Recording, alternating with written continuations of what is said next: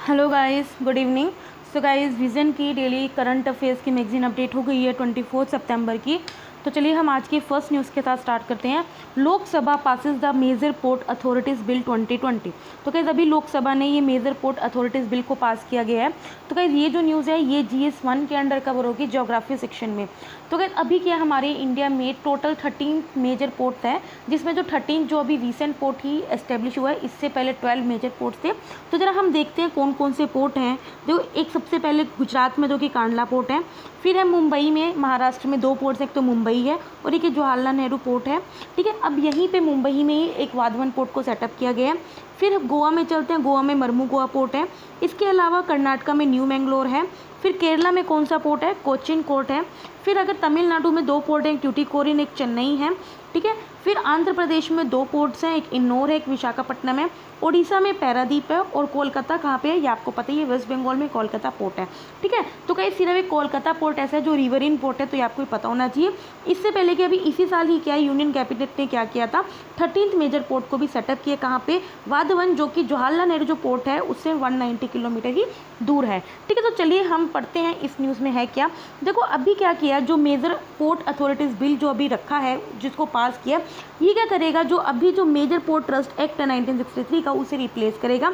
इससे क्या होएगा, हम जो मेजर पोर्ट्स हैं उन्हें रेगुलेट कर सकते हैं, ऑपरेट कर सकते हैं और उनकी प्लानिंग कर सकते हैं। और इससे हम क्या करेंगे, जो ये पोर्ट्स हैं उन्हें क्या करेंगे, ग्रेटर ऑटोनॉमी उन्हें प्रोवाइड की जाएगी, मतलब कि वो अपने डिसीजंस क्या खुद ले सकते हैं।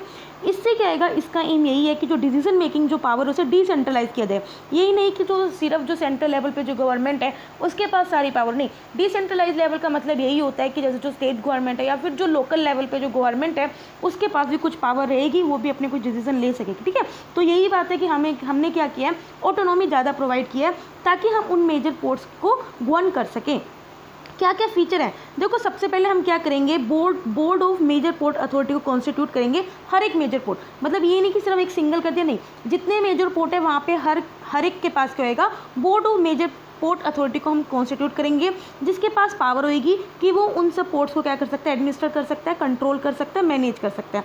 ये बोर्ड क्या करेंगे, जो अभी existing board of port trust है उन्हें क्या कर देंगे, रिप्लेस कर देंगे। जिस तरह ये बिल रिप्लेस कर रहा है मेजर पोर्ट ट्रस्ट एक्ट को, उसी तरह जो ये बोर्ड है वो किसको रिप्लेस करेगा, बोर्ड ऑफ पोर्ट ट्रस्ट को क्या करेगा, रिप्लेस करेगा। इसमें क्या आएगा, जो तारीफ अथॉरिटी है उससे भी रीडिफाइन किया जाएगा।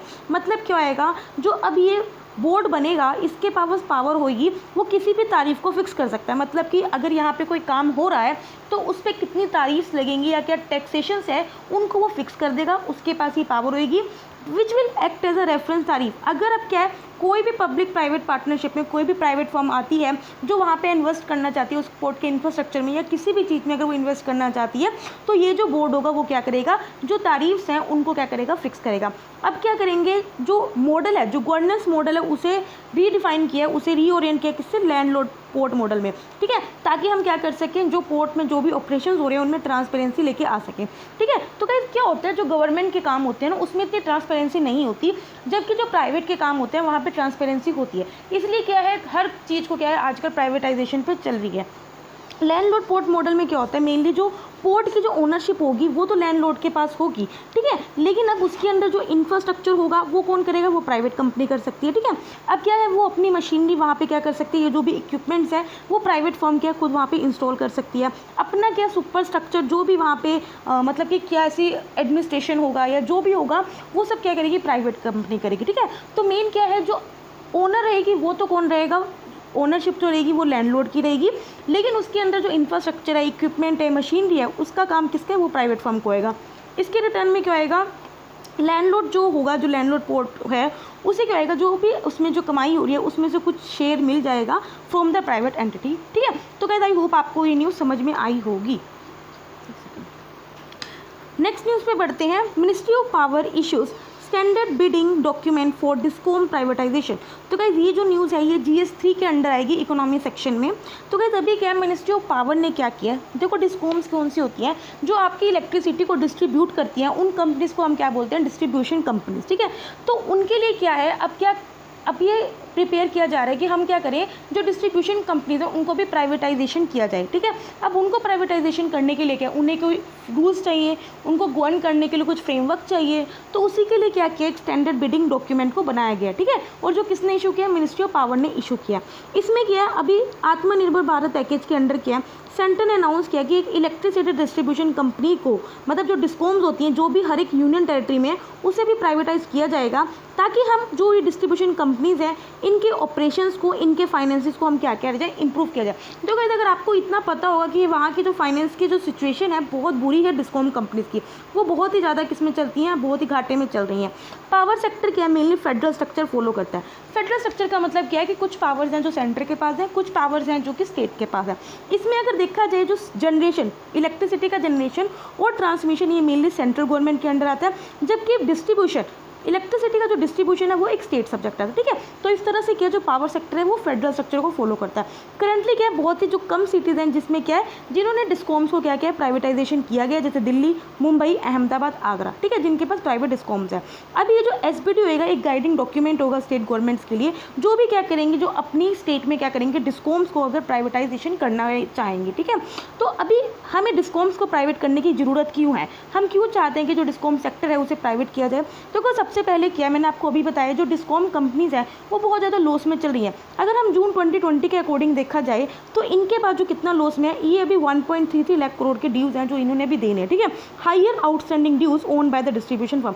दूसरी बात क्या है, जो इनके ऑपरेशनल हैं वो बहुत इनएफिशिएंट है, जैसे इनमें क्या बहुत टेक्निकल एंड कमर्शियल लॉसेज होते हैं। तो अगर टेक्निकल एंड कमर्शियल लॉसेज क्या होते हैं, जब वो इलेक्ट्रिसिटी को ट्रांसमिट करते हैं तो बहुत ज़्यादा पावर लॉसेज होते हैं, जिसको हम क्या बोलते हैं, टेक्निकल एंड कमर्शियल लॉस। कुछ पावर लॉस किसकी वजह से होते हैं, जैसे कुछ लोग होते हैं जो पावर की चोरी करते हैं, इलेक्ट्रिसिटी चोरी करते हैं, या पुअर पेमेंट कलेक्शन प्रोसीजर, तो इन सब की वजह से क्या होता है, टेक्निकल एंड कमर्शियल लॉसेज होते हैं। ठीक है, इसके अलावा क्या है, जो उदय स्कीम जो गवर्नमेंट के द्वारा चलाई गई थी, उसमें भी क्या है, कुछ भी इंप्रूवमेंट देखने को नहीं मिली। अब प्राइवेटाइजेशन से क्या फ़ायदा मिलेगा, प्राइवेटाइजेशन सबसे पहले यही होगा कि जो हमारे टेक्निकल और कमर्शियल लॉसेज होंगे वो सबसे पहले रिड्यूस होंगे। देखो अगर दिल्ली ने, देखा जाए, इन्होंने एग्जाम्पल दिल्ली का लिए, जब से दिल्ली ने क्या किया है, प्राइवेटाइजेशन स्टार्ट किया है किसमें, डिस्कॉम सेक्टर में, तब से जो टेक्निकल लॉसेस थे जो 52% होते थे वो घट के कितने हो गए, ओनली 8%। ठीक है, साथ में क्या जो ऑपरेशनल इनएफिशिएंसी है वो भी बहुत एलिमिनेट हुई है, जैसे जो पेमेंट डिलेज होती थी या फिर पावर कट्स होते थे। ठीक है, वो भी क्या हुए, बहुत कम हुई है। ठीक है, इस वजह से क्या देखने को मिला कि जो कंज्यूमर्स हैं उनको बेटर सर्विसेज प्रोवाइड की गई हैं। ठीक है, तो गाइस आई होप आपको समझ में आया होगा। नेक्स्ट चलते हैं, about 40% of the cess receipts parked in the consolidated fund of India instead of relevant reserve funds kept। तो अगर अभी क्या जो कंट्रोलर एंड ऑडिटर जनरल हैं उन्होंने क्या किया, कुछ पॉइंट आउट किया, उन्होंने ये बोला है कि जितने पे जो सेंट्रल गवर्नमेंट सेस लगाती है या फिर तरह तरह के जो टैक्सेस लिवाई करती है, उनमें क्या है, बहुत ज़्यादा ट्रांसपेरेंसी की कमी है और डिस्क्लोजर नहीं है। मतलब कि सेंटर क्या करती है, जितने भी तरह तरह के जो डिफरेंट टाइप्स ऑफ सेस हैं या जो डिफरेंट टाइप ऑफ लिवाई हैं, उनको जो कलेक्ट करती है या क्या हो क्या रहा है उसमें क्या है, there is a very lack of transparency and the disclosure. ठीक है, फाइनेंशियल ईयर 2019 की बात की जाए तो सेंटर ने कितना टैक्स कलेक्ट किया था, नियर अबाउट 2.75 लाख करोड़ को टैक्स किया था from different 35 cess and the लिफाइज। तो गाइस दो तरह के टैक्स होते हैं, मैं आपको बता देती हूँ।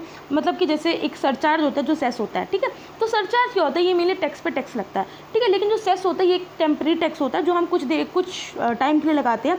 जब हमको लगता है कि हाँ हमारा जो मकसद था वो पूरा हो गया, तो उसके बाद हम क्या करते हैं, उस सेस को एलिमिनेट कर देते हैं। ठीक है, तो यही होता है। डिफरेंट टाइप ऑफ 35 सेसेस और लेवल्स से क्या है, सेंटर ने अभी तक 2.75 लाख करोड़ को कलेक्ट किया। इसमें से ओनली जो 60% जो प्रोसीड्स थी वो रेलेवेंट रिजर्व फंड्स में क्या किया, ट्रांसफर किया गया। अब जो सेस के होते हैं, एडिशनल टैक्स होता है जो गवर्नमेंट क्या करते हैं, लिवाई करती है, जो सेंट्रल गवर्नमेंट के द्वारा कलेक्ट किया जाता है under the consolidated fund of India. जो भी कलेक्टेड फंड होते हैं उसको हम फिर क्या करते थे, ट्रांसफर कर देते हैं टू डिफरेंट मिनिस्ट्री। जो डिफरेंट मिनिस्ट्रीज हैं उनके जो रिस्पेक्टिव फंड्स हैं हम क्या कर देते हैं, उसको उसमें ट्रांसफर कर देते हैं। जो वो मिनिस्ट्री क्या करती है, उन फंड्स को यूटिलाइज कर देती है फॉर द स्पेसिफिक पर्पसेज। अब क्या है, अभी क्या है, जो रिजर्व फंड्स हैं इनको क्या है, इनकी जो ना ही नॉन क्रिएशन है, नॉन ऑपरेशन की वजह से क्या है, कितना सेस को आप कितना कहाँ पे यूज़ कर रहे हो फॉर स्पेसिफिक पर्पस, तो इसको इंश्योर करना बहुत ज़्यादा डिफिकल्ट है। Non creation, non operation of reserve funds makes it difficult to ensure that cess have been utilize for the specific purpose intended by the parliament. मतलब कि हमने क्या, जो हमने सेस इकट्ठा किया, हमने तो क्या किया, डिफरेंट मिनिस्ट्री के फंड्स में भेज दिया, लेकिन अब क्या वो मिनिस्ट्रीज मतलब कि जो उसने बोला है कि हाँ मैं इस स्पेसिफिक पर्पस के लिए इस पैसे को यूज़ कर रही हूँ, क्या वो असलियत में कर रही है या नहीं, तो इसके लिए क्या है, उसके लिए ऊपर क्या ट्रांसपेरेंसी नहीं है, तो वहाँ पे क्या लैक ऑफ ट्रांसपेरेंसी है। अब ये इसको क्या है, आर्टिकल 270 के अंडर क्या है, सेंटर के पास पावर है, सेंट्रल अलाउ करती है कि वो क्या कर सकते हैं, सेस को लिवाई कर सकते हैं सेंटर्स, ठीक है। और इसमें क्या सेंटर को कुछ भी क्या है स्टेट के साथ शेयर नहीं करना पड़ेगा। रिसेंट ईयर्स में देखा गया जो सेंटर की जो सेस से क्या है जो रेवेन्यूज आ रहे हैं वो बढ़ी है। क्यों बढ़ी है, क्योंकि जो रेट्स हैं, टैक्स रेट्स हैं, उसमें ही बढ़ा है। साथ में क्या कुछ न्यू जो टैक्सेस हैं वो भी ऐड हुए, ठीक है। इम्पोस्ट का मतलब होता है टैक्स, कुछ जो नए किस्म के जो टैक्स हैं वो भी ऐड हुए हैं, ठीक है। इसकी वजह से क्या है, जो स्टेट्स को जो ट्रांसफर होता है वो भी ज़्यादा होता है। जो पहले 32% होता था वो 40% हुआ है from the divisible pool of taxes under the 14th financial commission recommendation, ठीक है। अब कैग ने और क्या क्या रिपोर्ट्स को प्रेजेंट किया, देखो कैग ने एक रिपोर्ट प्रेजेंट करी है जिसमें क्या करना था, construction of toilets in the school by the central public sector enterprise, ठीक है। तो सेंट्रल पब्लिक सेक्टर एंटरप्राइजेस की ड्यूटी लगाई थी कि आपको क्या करना है, स्कूल्स में टॉयलेट्स को कंस्ट्रक्ट करना है। किसके अंडर था, ये स्कीम के अंडर था, दैट इज द स्वच्छ विद्यालय अभियान। किसकी स्कीम थी, मिनिस्ट्री ऑफ एजुकेशन की स्कीम थी। इसके अंडर कैग ने क्या हाईलाइट किया है, कैग ने हाईलाइट किया कि ओनली क्या सिर्फ 72% ही टॉयलेट्स को कंस्ट्रक्ट किया गया है, जिसमें क्या है उसके अंडर भी क्या है रनिंग वाटर की फैसिलिटीज़ नहीं है। अब एक बात बताओ, आपने एक टॉयलेट्स को तो कंस्ट्रक्ट कर दिया, लेकिन अगर आप उसको मतलब मेंटेन नहीं कर रहे हो वहाँ पे, ठीक है, हाइजीन नहीं बना के रख रहे हो, वाटर की फैसिलिटी नहीं है, तो वो टॉयलेट्स हुए ना हुए बराबर होते हैं, ठीक है। एक और बात है, उन्होंने कहा है कि 27% ऐसे स्कूल्स हैं जहाँ पे सिर्फ एक ही टॉयलेट है। मतलब कि राइट टू एजुकेशन एक्ट के अकॉर्डिंग क्या है कि स्कूल्स में एटलीस्ट 2 टॉयलेट्स होने चाहिए, separate for girls and separately for boys, ठीक है। तो इसमें क्या है, ये कैग ने कुछ अलग किया जो रिपोर्ट्स को हाईलाइट किया, ठीक है। तो गाइस आई होप आपको ये समझ में आया होगा। नेक्स्ट न्यूज़ में पढ़ते हैं, led by renewables non fossils share in energy basket search. तो गाइस अभी क्या है, जो इंडिया में जो रिन्यूएबल एनर्जी का शेयर है वो कहीं बड़ा है, ठीक है। तो यही बताया। अभी क्या है, जो हमारे इंडिया में जो मेनली इलेक्ट्रिसिटी को हम यूज़ करते हैं, तो उसमें जो क्लीन एनर्जी का शेयर है वो बड़ा है। अभी क्या है, पहले 5 मंथ में देखा गया है वो कितना हुआ, 30% बढ़ा है, जो कि लास्ट ईयर कितना था 24.9% है। इसमें से भी जो रिन्यूएबल एनर्जी की जो कैपेसिटी है, इंस्टॉल्ड जो रिन्यूएबल एनर्जी कैपेसिटी है, वो सबसे ज़्यादा तो 3 स्टेट्स हैं जिसमें अगर शेयर है, जैसे कर्नाटका, तमिलनाडु और गुजरात का है, जिसमें टुगेदर कितना 46% है इंडिया की इंस्टॉल्ड रिन्यूएबल एनर्जी का, ठीक है, which is near about 88,793 megawatt, ठीक है।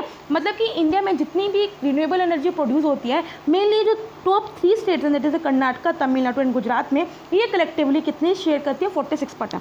तो ना हम एक बार देख लेते हैं, अगर हम 2016 की बात करें तो क्लीन एनर्जी का शेयर कितना था, ओनली 19.6% था। फिर 2017 में थोड़ा सा बड़ा 19.9% हुआ, 2018 में 20.7% हुआ, 2019 में ये 22.1% हुआ, 2020 में देखा गया 24.9% है, और 21 के जो अभी फर्स्ट 5 मंथ्स हैं उसमें देखा गया 30.3%। तो आप देख सकते हो कि हर ईयर क्या है, जो रिन्यूएबल एनर्जी का जो शेयर है वो क्या हो रहा है, बढ़ रहा है, ठीक है। इतना बढ़ क्यों रहा है, रीजंस क्या हैं, देखो सबसे पहले क्या, हम ऑलरेडी रिन्यूएबल एनर्जी सेक्टर में क्या बहुत ज़्यादा कैपेसिटी बिल्डिंग प्रोग्राम्स चला रखे हैं, ठीक है, और काफ़ी जो स्कीम्स है उसको चला रखे हैं, जिस वजह से क्या रिन्यूएबल एनर्जी में जो हमारा शेयर है वो बढ़ा है। दूसरा क्या, जो रिन्यूएबल एनर्जी की प्रोडक्शन की जो कॉस्ट है वो भी कहीं ना कहीं क्या डिक्लाइन है, ठीक है। इस वजह से क्या लोग ज़्यादा से ज़्यादा क्या कर रहे हैं, प्रेफर कर रहे हैं रिन्यूएबल एनर्जी को प्रोड्यूस करना। साथ में क्या आपको पता है, पावर परचेज के वक्त क्या है, हमने क्या किया हुआ है, जो क्लीन एनर्जी जो पावर्स हैं उन्हें मस्ट रन स्टेटस का अवार्ड किया गया। तो गाइस हमने ये सेम न्यूज़ हमने पढ़ी थी मस्ट रन स्टेटस का। मस्ट रन स्टेटस में क्या होता है, इलेक्ट्रिसिटी जो क्लीन एनर्जी जो प्रोड्यूस करते हैं उन प्लांट से क्या है, हम इलेक्ट्रिसिटी को कर्टेन नहीं कर सकते फॉर एनी कमर्शियल रीज़न, ठीक है। इसकी वजह से क्या है कि जो इन पावर्स जो प्लांट्स हैं, यहाँ से जो इलेक्ट्रिसिटी जो जनरेट होती है वो क्या हो रही है, हाइयर हो रही है despite fall in consumption during the lockdown, ठीक है।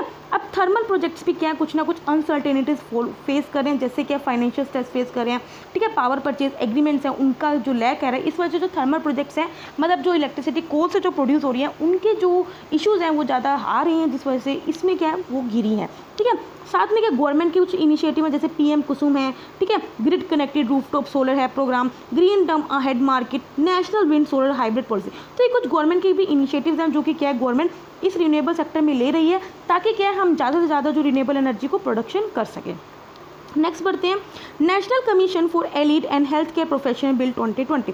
तो गाइस अभी क्या है, एक बिल को इंट्रोड्यूस किया गया है राज्यसभा में। किसने इंट्रोड्यूस किया है, ministry of health and family welfare. उसका एम क्या है, देखो इस एम क्या है इस बिल को लेके आने का, ताकि हम क्या कर सके, जो हेल्थ केयर प्रोफेशनल्स जो एलिट मतलब कि जैसे डॉक्टर्स एंड नर्सेज हैं उनके साथ जो काम करते हैं, जैसे टेक्नीशियंस हो गए, ठीक है, या फिर एसोसिएट हो गए, उन लोगों की क्या है, उन लोगों की जो एजुकेशन है उन्हें स्टैंडर्डाइज किया जाए, या फिर जो प्रैक्टिस है उनको क्या किया जाए, स्टैंडर्डाइज किया जाए, ठीक है। Bill was introduce in the Rajya Sabha by ministry of health and family welfare to regulate and standardise education and practice of allied and health care professional.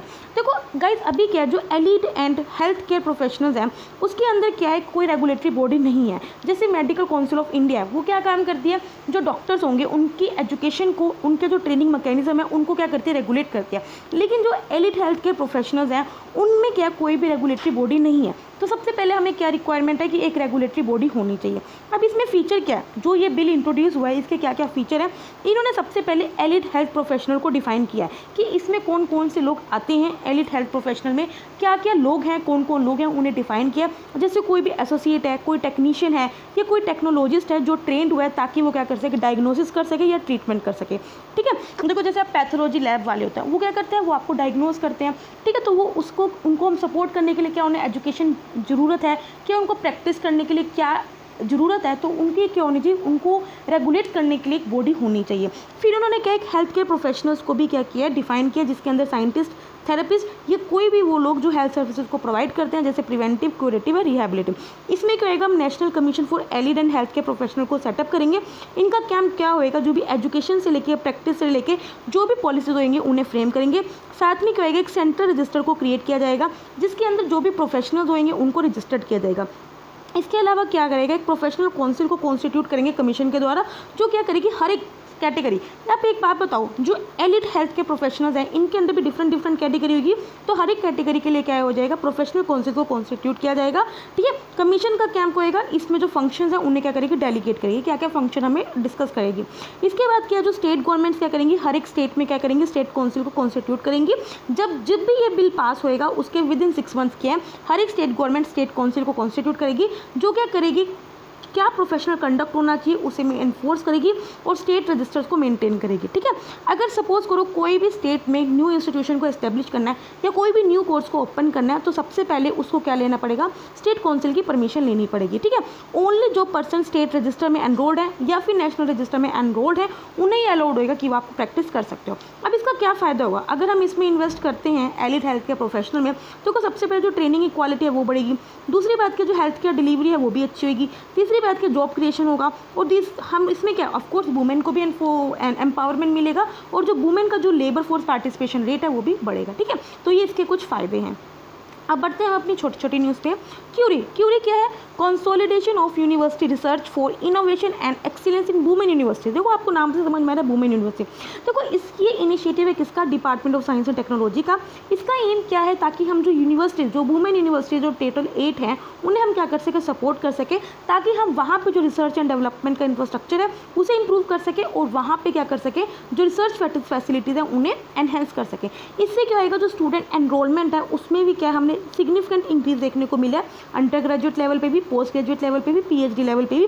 कहाँ पे, जो क्यूरी के द्वारा सपोर्ट की गई है यूनिवर्सिटी। इससे क्या है, जो नेट गेट क्वालिफाइड स्टूडेंट्स हैं उनका जो नंबर है वो भी बढ़ा है। 2019 में डीएसटी ने एस्टैब्लिश किया एक आर्टिफिशियल इंटेलिजेंस लैब, वो भी 6 क्यूरी बेनिफिशियरी यूनिवर्सिटी, मतलब कि 8 जो बेनिफिशियरी यूनिवर्सिटीज़ में से 6 यूनिवर्सिटीज़ में किसने, डीएसटी ने क्या किया, आर्टिफिशियल इंटेलिजेंस लैब को सेटअप किया, जिसका एम यही है ताकि हम क्या कर सकें, आर्टिफिशियल इंटेलिजेंस के फील्ड में क्या कर सकें, बेटर इनोवेशन कर सकें। नेक्स्ट है पीएम युवा। तो कहीं इसकी फुल फॉर्म है पीएम युवा उद्यमिता विकास अभियान। देखो गाइस, ये जो स्कीम है वो किसकी है, ministry of skill development and entrepreneurship की। इसका काम यही है, इसका एम यही है ताकि हम क्या कर सकें, एंटरप्रेन्योरशिप एजुकेशन प्रोवाइड कर सकें यूथ को। नियर 14 लाख यूथ को ये प्रोवाइड कर रहा है एंटरप्रेन्योरशिप एजुकेशन, उनको ट्रेनिंग प्रोवाइड कर रहा है, और ताकि वो ईजिली क्या कर सकें, एंटरप्रेन्योरशिप को सपोर्ट को असेस कर सके। तो ये सब काम कौन कर रहा है, ये स्कीम कर रही है, ठीक है। इसका एम क्या है, जो भी जो स्टूडेंट्स हैं, जो स्किल डेवलपमेंट एजेंसीज हैं, जैसे आईटीआई होगी जिसको हम इंडस्ट्रियल ट्रेनिंग इंस्टीट्यूट बोलते हैं, या जो पीएम कौशल केंद्र हो गया, या जो जन शिक्षा संस्थान, डिफरेंट जो गवर्नमेंट के द्वारा एंटरप्रेन्योरशिप स्कीम्स चलाई हुई हैं, या फिर जो डिफरेंट जो स्किल्स इकोसिस्टम है जहाँ पे आपको स्किल्स प्रोवाइड की जाती है, उसमें उससे पास होकर जो स्टूडेंट्स आ रहे हैं या फिर जो ट्रेनिंग्स आ रहे हैं, उनको क्या करेगा, एंटरप्रेन्योर्स के साथ कनेक्ट करेगा, ताकि हम क्या कर सकें, एंटरप्रेन्योर्स को जो एक गैप होता है उसको ब्रिज कर सके, ठीक है। It helps in connecting entrepreneurs to network of ideas, mentors and the funding. और इससे हम क्या करेंगे, जो गवर्नमेंट्स एंटरप्रेन्योरशिप स्कीम्स हैं और जो सोशल एंटरप्रेन्योरशिप है उन्हें हम क्या कर सकते हैं, कोऑर्डिनेट कर सकते हैं एंड सपोर्ट कर सकते हैं। आगे बढ़ते हैं स्टेट डिजास्टर रिलीफ फंड। तो क्या स्टेट डिजास्टर रिलीफ फंड है क्या, देखो ये कॉन्स्टिट्यूट किया जाता है हर एक स्टेट में, किसके अंडर, डिजास्टर मैनेजमेंट एक्ट 2005 के अंडर। इसको हम कब यूज़ करते हैं, कभी भी क्या है कोई डिजास्टर आ जाए, उसको एक्सपेंडिचर में जो भी हमें पैसा लगाना पड़ेगा उसको रिलीफ पहुंचाने के लिए, तो हम क्या करते हैं इस फंड से हम क्या कर सकते हैं, यूज़ कर सकते हैं, ठीक है। तो SDRF constituted under the disaster management act 2005 can be use only for meeting expenditure for provide immediate relief to victims during any the notified disaster. अभी प्राइम मिनिस्टर ने अनाउंस किया कि जो स्टेट्स हैं वो इस फंड से क्या 50% पैसों को यूज़ कर सकते हैं फॉर कोविड-19 रिलीफ, ठीक है। इससे पहले क्या प्रधानमंत्री ने लिमिट कितनी लगा रखी थी, ओनली 35%, तो अभी इसको बढ़ा के कितना कर दिया, 50%। देखो गाइज ये लास्ट लाइन क्या है जो आपको पता होनी चाहिए, क्योंकि हम इसको काफ़ी बार डिस्कस कर चुके हैं। होम मिनिस्टर ने कोविड-19 को क्या डिसाइड किया गया, नोटिफाइड डिजास्टर डिक्लेयर किया गया for purpose of providing assistance under the SDRF, ठीक है। अभी एक कृतज्ञ हेक्टर, तो कोई इसका एम क्या है कि हम क्या कर सकें, जो फार्म की जो मैकेनाइजेशन है उसे एनहेंस कर सकते हैं, मतलब कि जो मैनुअल लेबर होती है फार्म्स में हम उन्हें क्या कर सकें, रिड्यूस कर सकें, उसे एलिमिनेट कर सकें, और हम जो फार्म में जो मैकेनाइजेशन है उससे ज़्यादा से ज़्यादा एनहेंस कर सकें। अब मैकेनाइजेशन को एनहेंस करने के लिए हमें क्या चाहिए, टेक्नोलॉजी चाहिए, ठीक है। तो इसका एम यही है ताकि हम क्या कर सकें, जो टेक्नोलॉजी जो है उन्हें प्रमोट कर सकें, ताकि हम क्या कर सकें, फार्म में जो मैकेनाइजेशन है उसको एनहेंस कर सकें। इसमें जो स्पेशल फोकस किया वो किस पे किया, वुमेन फ्रेंडली इक्विपमेंट, ताकि क्या वुमेन भी ज़्यादा से ज़्यादा क्या कर सके, अपना इसमें पार्टिसिपेट कर सके एग्रीकल्चर में भी। इसको किसने प्लान किया गया, इसको ICAR ने प्लान किया गया, that is the Indian council of agriculture research. किसके अंडर है ये, national agriculture higher education project. अभी देखो national agriculture higher education project क्या है, ये मेनली क्या करता है, जो भी एग्रीकल्चर से रिलेटेड जो यूनिवर्सिटीज़ हैं उन्हें क्या करता है, सपोर्ट करता है, और साथ में ICAR को भी सपोर्ट करता है, ताकि वो क्या कर सके, उन्हें क्वालिटी एजुकेशन प्रोवाइड कर सके to all the agriculture university student.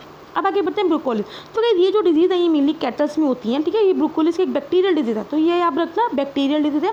ये मेनली कैटल्स को, स्वाइन, गोट्स, शीप और डॉग्स को क्या करते हैं, इन्फेक्ट करती हैं। ब्रोकोलिस एक तरह की जूनोटिक डिजीज़ है जो इंडिया में भी काफ़ी एंडेमिक है, और ये क्या करती है, डेयरी इंडस्ट्री को काफ़ी इकोनॉमिक लॉस के झेलने पड़ते हैं। इसमें क्या ह्यूमंस भी इससे इम्पैक्ट हो सकते हैं अगर वो एनिमल के कॉन्टेक्ट में आ जाए, या फिर जो एनिमल के प्रोडक्ट्स हैं अगर वो उन्हें कंज्यूम कर लें, जैसे मीट को, मिल्क को, तो ह्यूमन भी इनसे इन्फेक्ट हो सकते हैं। लेकिन जो ह्यूमन टू ह्यूमन ट्रांसमिशन है वो इसमें इतना नहीं होता, ठीक है। तो अभी जो ICAR है और साथ में इंडियन वेटरनरी रिसर्च इंस्टीट्यूट है, इसने एक वैक्सीन डेवलप किया है फॉर ब्रुकोलोसिस, दैट इज का जिसका नाम है ब्रुकीला एपोर्टस S19, ठीक है। तो ये इसका नाम है वैक्सीन का, ठीक है। तो डायरेक्टली क्वेश्चन भी पूछ सकते हैं कि इट इज़ रिलेटेड टू विच, तो आपको पता होना चाहिए क्या एक वैक्सीन है। लास्ट न्यूज़ है, लोकसभा ने अभी Jammu and Kashmir official language bill को पास किया है। देखो इस बिल में क्या है, ये इंक्लूड करेगा कश्मीरी, डोगरी और हिंदी को एज एन ऑफिशियल लैंग्वेज किसकी, of union territory of Jammu Kashmir, ठीक है। इससे पहले क्या थी, जो जम्मू कश्मीर की जो ऑफिशियल लैंग्वेज थी वो सिर्फ इंग्लिश और उर्दू थी। अब क्या हो जाएगी, इसमें 3 लैंग्वेजेस को और ऐड किया, that is the Kashmiri, Dogri और हिंदी। अब आपको पता है जो पार्ट 17 है, जो आर्टिकल 343 से 351 कॉन्स्टिट्यूशन से, वो ऑफिशियल लैंग्वेज से डील करता है, जिसके अंडर जो आर्टिकल 343 है वो ये बताता है जो हमारी इंडिया की जो ऑफिशियल लैंग्वेज है वो हिंदी है, which is in the Devanagari script, sorry, ठीक है। तो गाइस यहाँ पे हमारी जो डेली करंट अफेयर्स की मैगजीन है वो कवर हो गई है। अगर आपको अच्छी लगे तो लाइक करना, और अगर कोई दिक्कत हो तो कमेंट करना। तब तक ले बाय बाय, टाटा।